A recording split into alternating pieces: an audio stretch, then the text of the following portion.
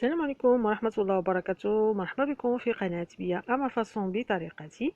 اليوم جبت لكم وصفة جديدة. غادي نصاوبو مثلجات أو غلاس أو آيس بوب، بوبس أو سيترون، بولو ديال الحامض، يعني المعروف اللي كيتباع في المحلات في الصيف وكيشروه الدراري الصغار. تيكون في اعواد، راكم عارفين. بولو او تيكون في قوالب طويله ديال بلاستيك، اللي تيكون بالالوان. المهم غادي نصاوبوا هاد المثلجات. تابعوا معايا المراحل والطريقه بالتفصيل، وفرجه ممتعه.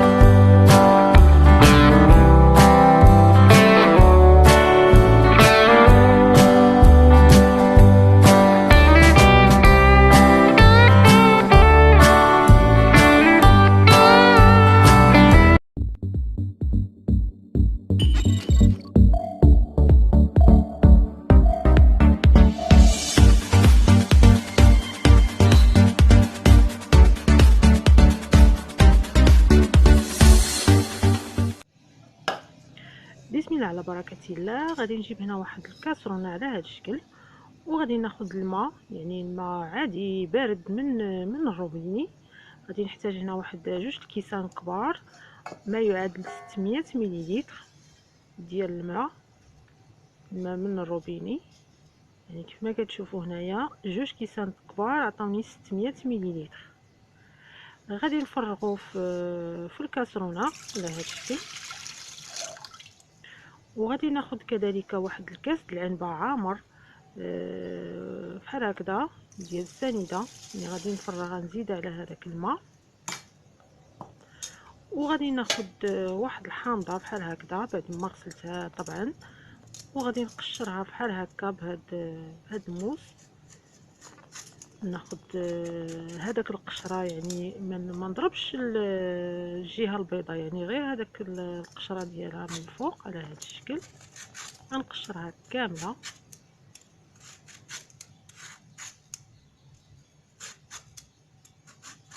ناخذ غير القشره ديالها بحال هكا، ما نمشيش لهداك الابيض ديالها، غير القشره من الفوق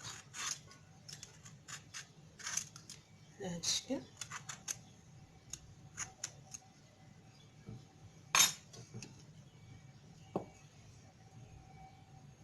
غناخذ قبيصه ديال الملح غادي نضيفها، وباش يعطيني اللون بانه البولو او كلاص ديال الليمون او الحامض، غادي نضيف واحد شويه من هذا الملون الغذائي الاخضر على هذا الشكل. هذا راه كيتباع عند الناس اللي كيبيعوا اللوازم ديال الحلويات، هذا خديته ب5 دراهم. غادي ناخذ منه واحد شويه الراس ديال معلقه ونضيفو لهاد الخليط. غادي نفتحو،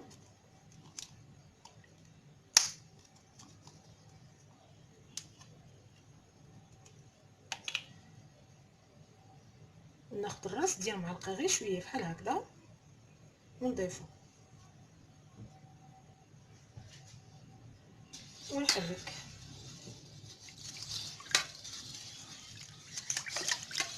غادي خصني مازال نزيد اللون، ما بغيتش انا هذا اللون بحال هكا، بغيت يجيني يعطيني يعني خضوريه اكثر من هذه. غادي نزيد مازال راس ديال معلقه واحد اخر،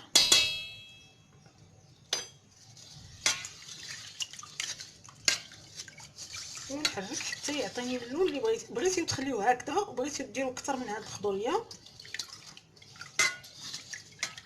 انا غادي نزيد واحد شويه لانه هذا اللون بحال هكذا كيعجبني مازال خضر، يعني بحال هكذا تقريبا نص معلقه ديال الملون الغذائي. صافي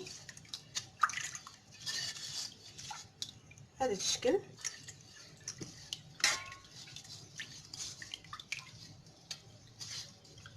نحرك حتى يذوب لي هذاك السكر شويه، وعاد نديه فوق البوطه، يعني واحد 2 دقائق. ملي يغلى نحسب 2 دقائق عاد نحيدو فوق العافيه، وغنوريكم اشنو غادي نزيد ليه. حتى الريحه ديال الحامض راه عاطيه غزاله، يعني عاطيه الريحه ديال الحامض من هنايا، يعني كتشهي.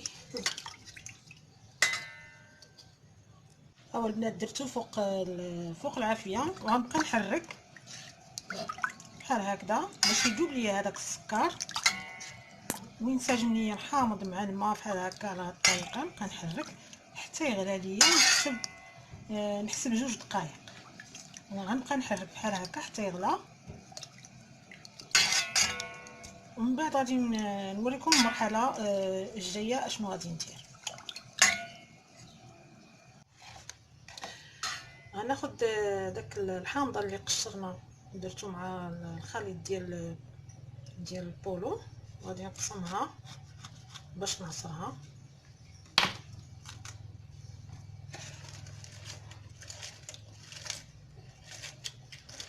غادي خصني نص كاس تقريبا ديال العنبه ديال الحامض.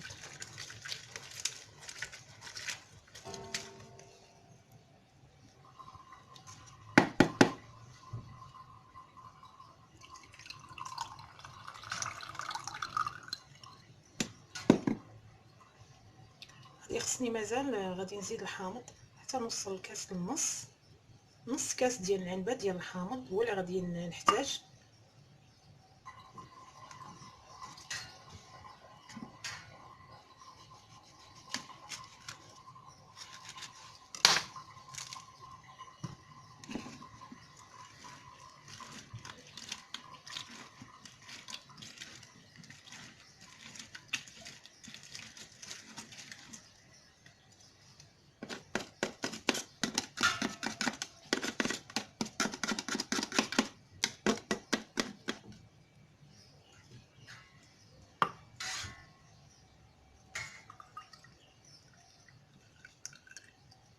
دونك احتاجينا هنايا الحامضه ونص. المهم يكون عندي نص كاس ديال الحامض، نص كاس ديال العنبه الحامض.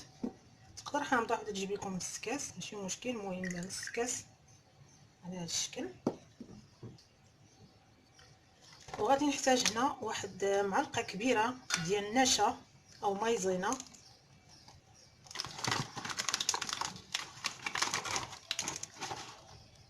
على هذا الشكل تكون عامره مزيان.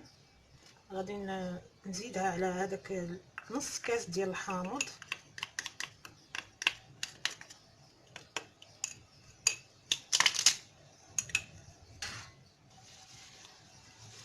غادي نحيد هذا الشيء اللي طاح.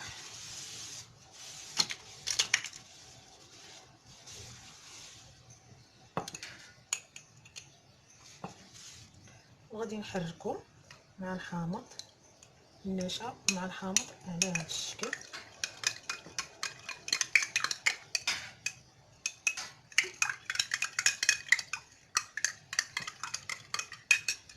كيعطيني بحال هكذا. غندوز الخليط ديال الماء والسكر بعد ما غلى على هذا الشكل، يعني حسبت ليه 2 دقائق. مع البخار ما كيبانش لكم كنظن. وغادي نضيف عليه هذاك النص الحامض اللي عصرنا مع النشا، نضيفوه على الخليط ونحرك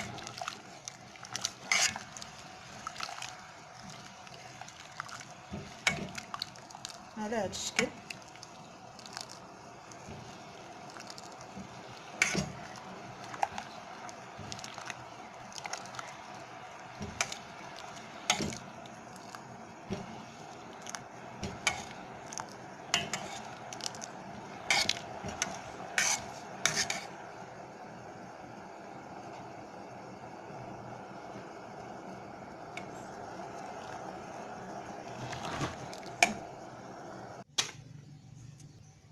ها هو الخليط بعد ما حيدته من فوق العافيه. يعني كنكبو كنكب عليه هذاك الخليط تاع الحامض مع المايزينا، كنخليه دقيقه فوق من هذوك 2 دقائق اللي درنا في الاول للسيرو صافي، وكنحيدو يجي على هذا الشكل.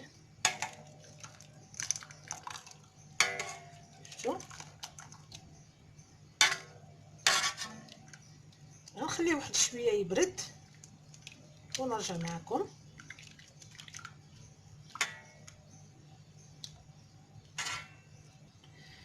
هنا قبل ما نخليه يبرد تماما واحد شويه غادي نجيب واحد الكاسرونه اخرى، وغادي نجيب الصفايه، وغادي نصفي هاد الخليط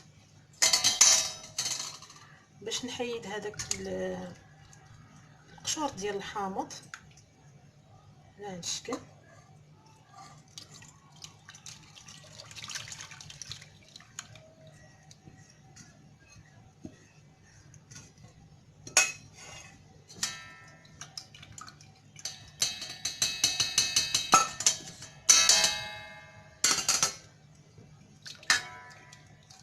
اول الخليط ديالي جا بحال السيرو على هذا الشكل. شفتوا؟ ملي كنورك هكا على المعلقه يعني كيبقى خط. غادي نخليه واحد شويه يبرد، غير واحد شويه يعني واحد دقيقه اولا 2 دقائق اخرين، ومن بعد غادي نوريكم شنو غادي ندير ليه. صافي بعد ما مرت تقريبا واحد 2 دقائق اخرين، غادي ناخذ القوالب. فاش غادي ندير هادو؟ انا عندي هادو، غادي نستعمل هادو.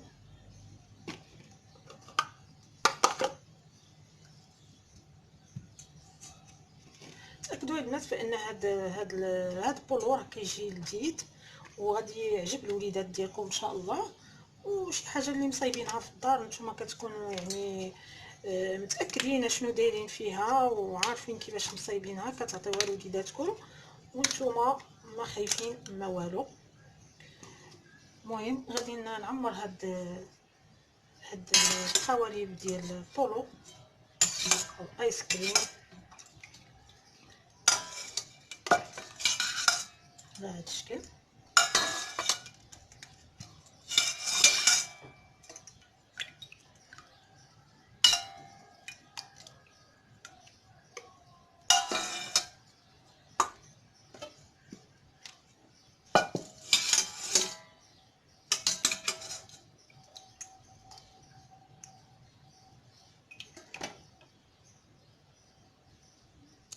غنعمرهم كاملين بهاد الطريقه.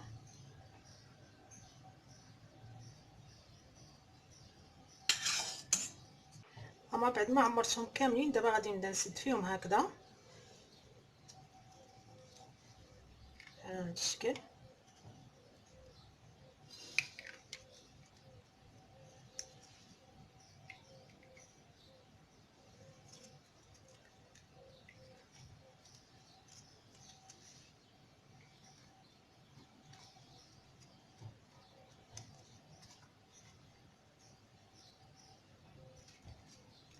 على هاد الشكل.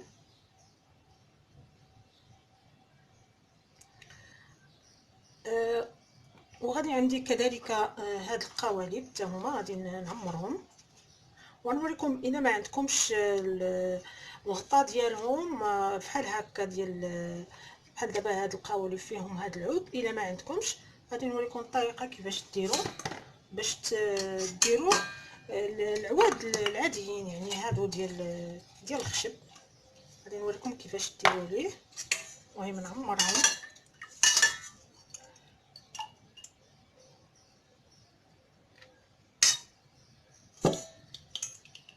بعد ما عمرت القالب ديالي بحال هكا، فمن الطبيعي الا درت العود بحال هكا ما غاديش يرصى ليا، ما غاديش يزقف يعني ما غاديش يبقى في بلاصتو. فانا غادي نوريكم كيفاش يعني غادي نجيبو غير بحال هكذا الالومنيوم على هذا الشكل.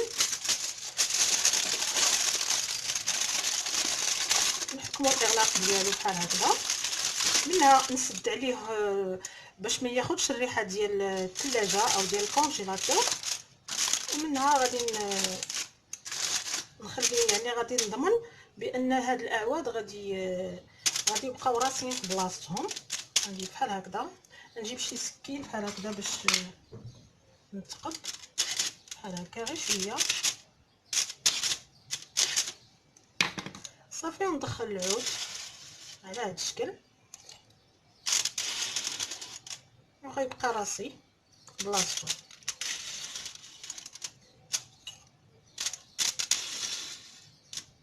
صافي دابا غادي ندخلهم للكونجيلاتور واحد تقريبا شي 6 ديال السوايع بما يشدوا في راسهم، ونرجع نوريكم الشكل النهائي ديالهم.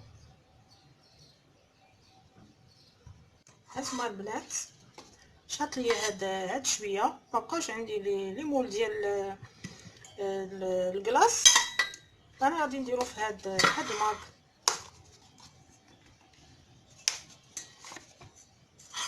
هادشي اللي شاط ليا غادي نديرو هنا، يعني يمكن اللي ما عندوش هادوك لي مول تقدروا ديروا غير بحال هكا في شي كاس هكا ديال بلاستيك، هادو اللي كنشربوا فيهم الماء وكنلوحوهم، اولا كاريمون غير كاس ليميكا بحال هكذا. هاد شويه شاط ما غاديش نضيعوه. المهم عطاني هنايا تقريبا من ربع ديال هاد الكاس، حتى هو غادي ندير ليه بحال هكذا، نسد عليه بالبابي الومنيوم، نحكم الاغلاق ديالو باش ما يتسربش فيه هذيك الرائحه ديال الثلاجه. على هذا الشكل دير في الوسط تقريبا هكا بالموس، ولا ما عندكمش حتى هاد الاعواد الا ما كاينينش ما كتوفروش عليهم، يمكن ديروا غير معلقه بحال هكذا وتخشيوها صافي، تثبتوها بحال هكا وديروها حتى هو في الكونجيلاتور، ونتلاقاو معكم بعد ما يوجد هاد لي كلاص كاملين.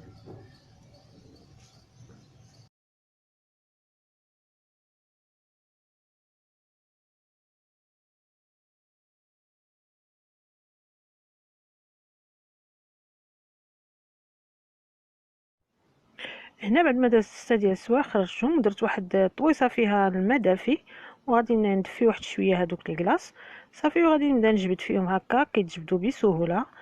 ها هو كلاص عطاني هذا الشكل، جا على هذا الشكل، كيجي لذيذ يعني، وكيجي زوين يعني في المذاق. جربوه راكم ما غاديش يعني غادي يعجبكم. وهنايا ها هو بعد ما حيت هذاك المول الثاني، هذا اللي درته بالاعواد جا على هذا الشكل. وهنا كيتسالى الفيديو ديالي، نتمنى يعجبكم هذه الطريقه ديال المثلجات او بولو ديال الايس بوبس او سيترون. نتمنى تجربوه و... وتردوا عليا الخبار ويعجبكم. وهذا ما كان، الى اللقاء في فيديو جديد معي انا بيا اما فاسون بطريقتي. وما تنساوش الاشتراك في القناة والضغط على الجرس باش يوصلكم كل جديد. ومع السلامة، خليتكم على خير.